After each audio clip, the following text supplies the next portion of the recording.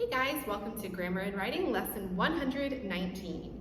So yesterday you should have sent me by 11 p.m. your first draft of your persuasive essay. So if you did not send this to me, I may or may not have looked at it by now. I'm making this video obviously before Friday.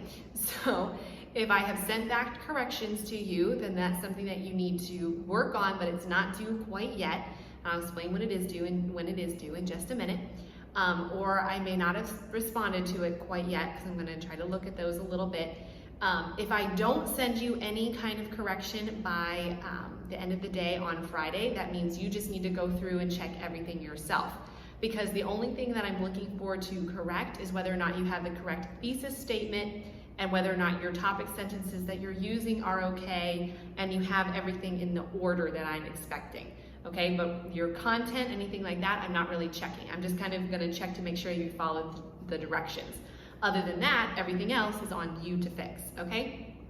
So what you're doing today is you're gonna, starting today, take the paper that you've written. So you should have at least 5 paragraphs. You have your introduction at the beginning. The end of your introduction should be your thesis statement. Your thesis statement, several of you had problems with this. Your thesis statement was not something you were supposed to make up on your own. Your thesis statement was already there, written for you. You didn't have to do any work. All it was that people should not be allowed to smoke in restaurants. So that's what you should end with. So begin your introduction, make it interesting, and then end with that thesis statement. Then your next paragraph, you need to have some sort of transition word, but you start with your first topic sentence and then give all of your reasons with that topic sentence. Then you transition into your next paragraph. Your next topic sentence, explain all the reasons. Then transition into your next one. Next topic sentence, all of your reasons to persuade me. You may stop there, or you might have a couple of more reasons, and that's perfectly fine. Then your last paragraph should be your conclusion.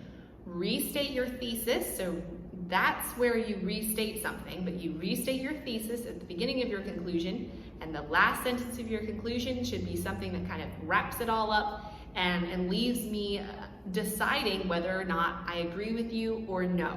Okay, that's kind of your last effort to get to persuade me that what you're saying is correct. So that's the order that you should have your paper in already. If it doesn't match that order, that's what I'll be sending you instructions on to fix. If you don't receive any instructions like that, that means your order is fine, and go ahead and start working on it.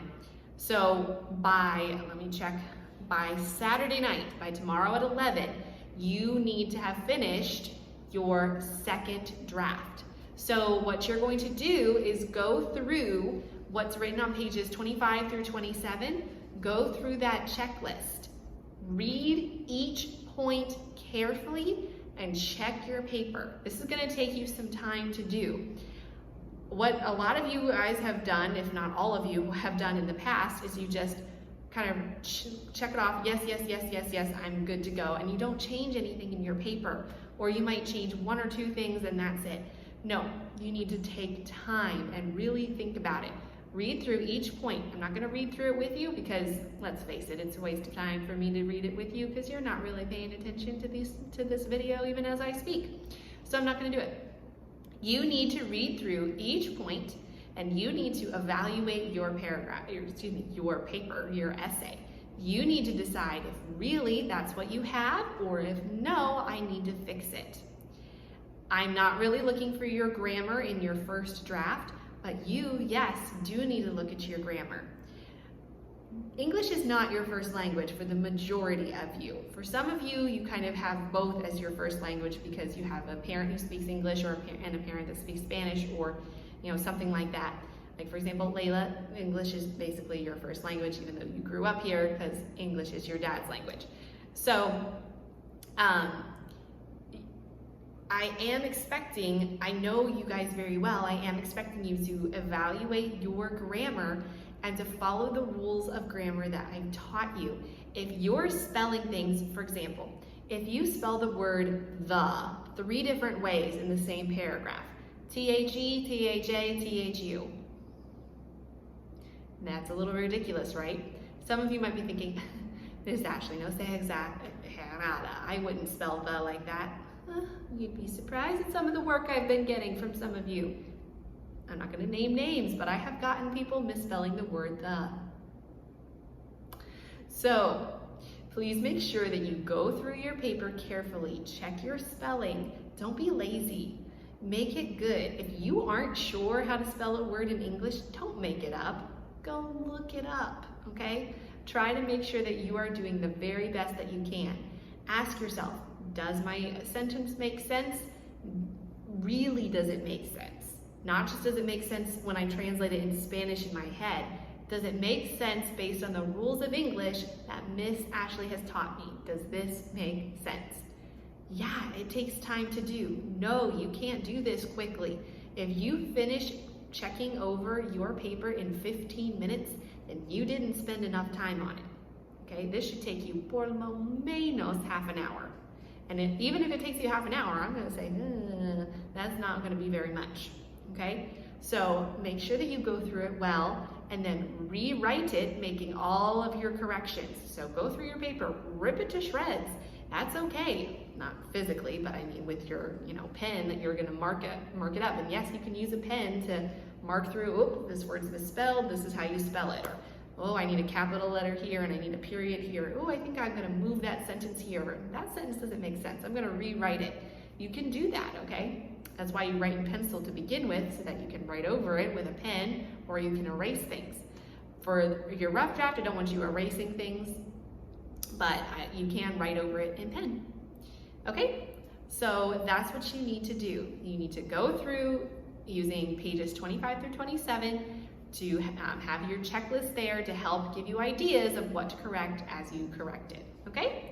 Then that is due by Saturday night at 11 p.m. Anything after Saturday night, 11 p.m. is considered a 0.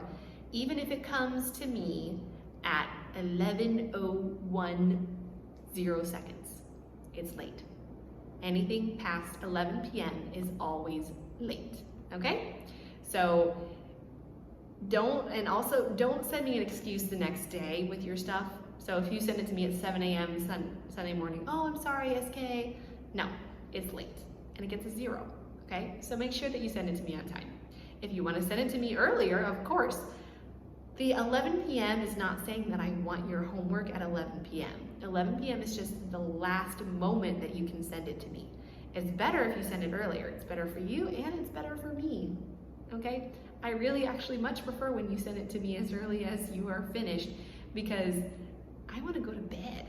I don't want to be up grading your stuff at 11 p.m. So send it to me earlier if you're done, okay? All right, so that's all for this lesson. Have a great day, guys. Let me know if you have any questions about writing your paper so that you make sure you do a good job. Bye.